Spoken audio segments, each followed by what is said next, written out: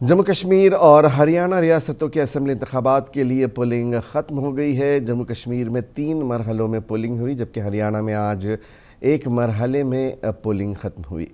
Polling मुकम्मल होने के बाद एग्ज़िट पोल जारी किए गए। मुनसिफ टीवी की जानिब से एग्ज़िट पोल्स जारी किए गए हैं। एग्ज़िट पोल्स में हरियाणा में कांग्रेस 58-66 सीटों पर कामयाबी हासिल करेगी और बीजेपी 18-24 सीटों और आम आदमी पार्टी 2-3 सीटों पर कामयाबी हासिल करेगी और हरियाणा में दीगर उम्मीदवारों को 4-7 सीटें हासिल होंगी। कांग्रेस हरियाणा में अपने बलबूते पर हुकूमत बनाएगी, जबकि जम्मू कश्मीर में कांग्रेस एनसी इत्तेहाद हुकूमत बनाएगी। कांग्रेस को 16-22 सीटों पर कामयाबी हासिल होगी, जबकि नेशनल कॉन्फ्रेंस को 28 से 35 सीटों पर कामयाबी मिलेगी और पीडीपी 5-8 सीटों पर इक्तफा करेगी।